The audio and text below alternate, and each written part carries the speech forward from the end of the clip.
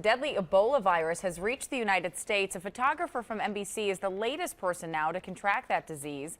The 33-year-old is expected to be flown back to the U.S. for treatment. Recently, another man, Thomas Eric Duncan, traveled from Liberia to Dallas, Texas. He reportedly had contact with a woman in Liberia who had the disease and allegedly lied on his immigration forms when entering the United States. Duncan was staying with family in Dallas who are now quarantined. The family says so far they're feeling okay. Everything okay, so we have food, everything's okay, we're here, we are fine. Estimated that Duncan was in contact with at least 100 people during his journey from Liberia to Dallas. Police ordered the quarantine because some occupants refused to stay home.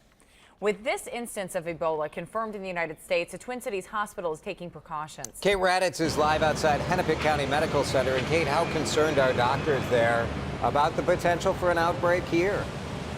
Well, Jason, so far HCMC here, they had seen 2 cases that they were concerned that it could be Ebola, but luckily those both turned out to be negative.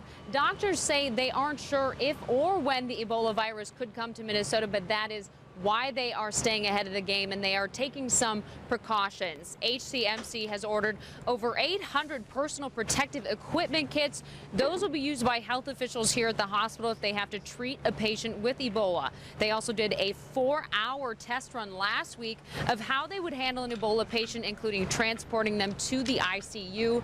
This disease, Dr. John Hicks said, it has a death rate right now of about 50%. But he said if it's treated in a modern ICU like HCMC, and if caught early, that should lower it to less than 10%.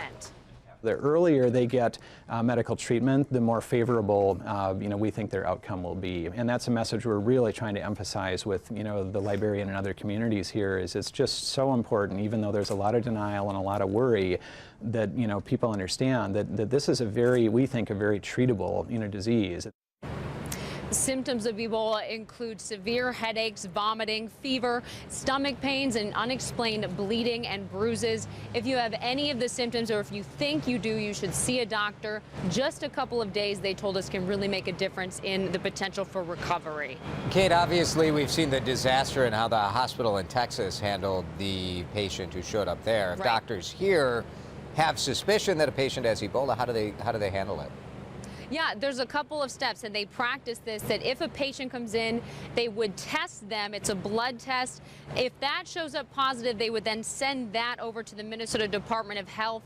If it's confirmed, that patient stays isolated. That blood test then goes on to the CDC, but that patient would not leave this hospital until they get the proper care that they need, Jason. All right, we're learning as we go. Thanks, Kate.